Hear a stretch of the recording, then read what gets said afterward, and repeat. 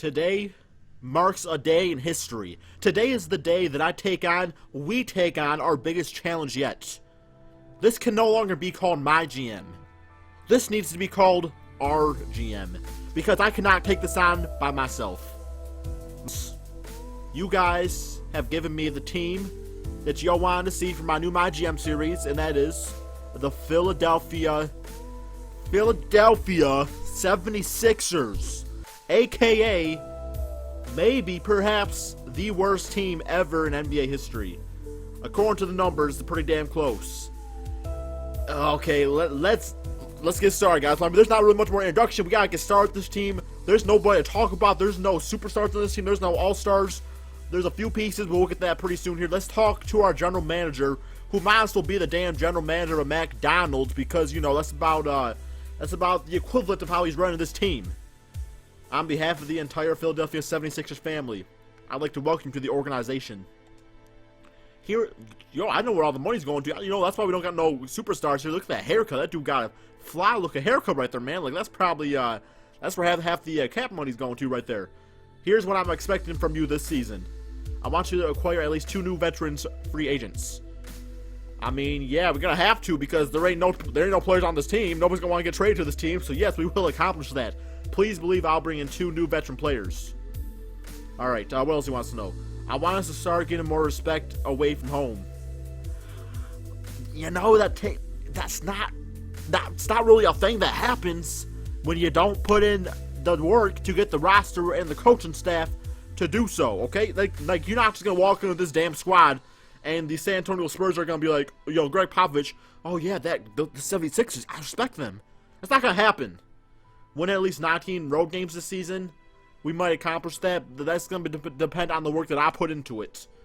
Okay, I want you to see at least 26 minutes a game for Joel Embiid. I'm gonna give that a maybe, because, you know, a might accomplish. I mean, that's the discussion for another time here, but we'll get to that later on, my friends. Might accomplish. And get us a roster that's rated top 50 in the entire league. That's gonna be tough. That's gonna be tough, okay? Because that means, you know, in theory, that means if we were the 15th best team, that means that we would be either 9th in the Eastern Conference or 9th in the Western Conference. That's not gonna happen. I don't think not the first season. We'll see though. All right. It's not. I know it's not easy to win a championship. I believe it's easy to rebuild quickly with the right moves. Well, you brought on the right man. Win a title within the next 3 seasons. We will accomplish that. I promise. I promise you a title within the next 3 seasons. And budget, not gonna deal with that. Although we gotta take some money away from your haircut fund and probably put it towards coaching staff and free agency. All right, ready to get started. Here we go.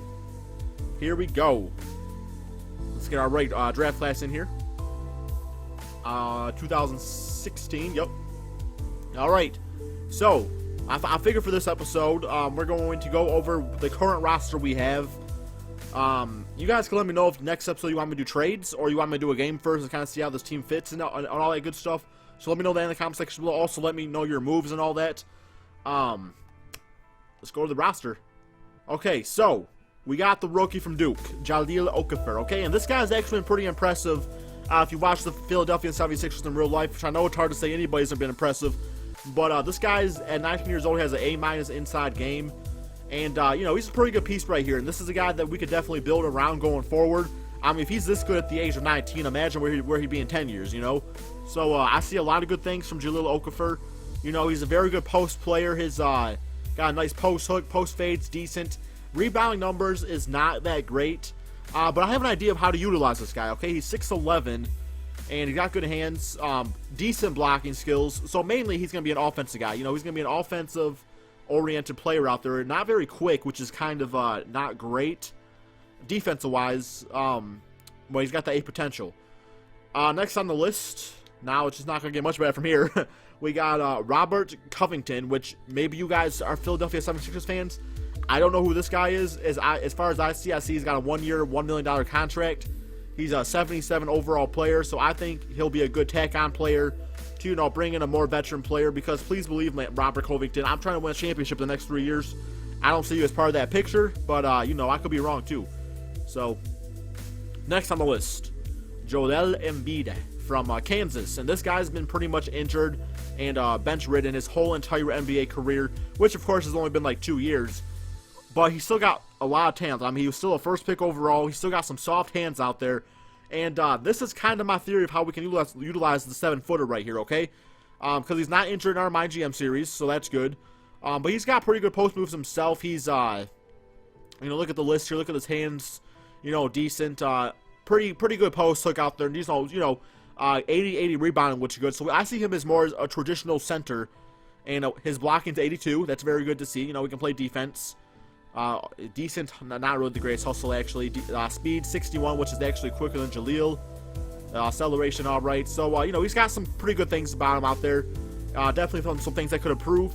But I was thinking that I could put Jahlil Okafor, who's 6'11", more of a offensive post player, put him at the power forward position, and have Joel Embiid as our center. And, that's just kind of a move I was thinking about. At the same time, he could also be traded. I mean, Jalil's not going to get traded. This guy's a big part of our future, but I do like the idea of putting him more in a power forward position role and having more of a traditional center, of course, at the center position. So let me know what you guys think about that. Next, we got Tony Roten. This dude cannot shoot the damn basketball and save his life. This dude got 69 standing medium, 68 standing three-point shot. I think he's a left-hander too, which, that's fine. Nothing against lefties. But, you go down the list here. I don't really know how he's 75 rated overall. He's got decent playmaking, athleticism, inside scoring. So, I mean, he's not... I don't think this guy's going to stick around. I look at it like this. He's 75 overall. That means we got some good trade value for him. Next, we got Carl Laundrie, who, another player a decent role player. I mean, he got good inside scoring, athleticism. Decent mid-range shot right here. And actually, really good mid-range shot at 88. So, he's a player that could either go away in a trade or maybe stick around. Not really sure yet, but, decent player, nothing against him. TJ McConnell. I don't know much about this guy either. Looking like he's got a pretty good mid-range shot. He don't got a picture, though. He don't got a picture on the left side, the left-hand side there. So, I mean, he must not be that impressive. Where's he from? Where did he go to college? Arizona. So, okay. Next, we got Nerlens Noel, who is another pretty good, decent player from Kentucky there. He's 75 overall. He's definitely a defensive-oriented player. Kind of a raw talent when it comes to defense, but got good rebounding at, he's got good stand dunk at 90, good driving dunk at 75 for a big man. And hands are decent. Not much of a post game. 81 defensive rebounding, so I don't think he'll be a starter for us. But a guy that can definitely play center or the power forward position, I think that'd be a pretty good thing to use him as like a backup for that. I don't know how he's only got a 68 block. How this dude got a 68 block? If I remember correctly, this guy was pretty good at throwing shots back. So I don't know. Noel, he might end up in a trade. I'm not really sure yet. And then we got Jeremiah Grant. Don't know much about him. 75 overall, probably another good trade chip. Isaiah Cannon. I mean, he can shoot the three, I guess. He's only 6 foot, a little shorter.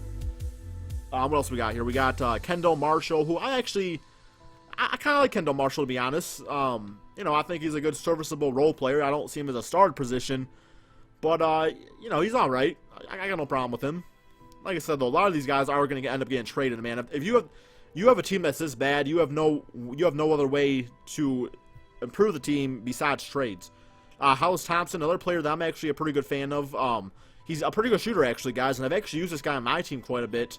I like his jump shot. He's got a nice, smooth, kind of a Klay Thompson-esque jump shot out there.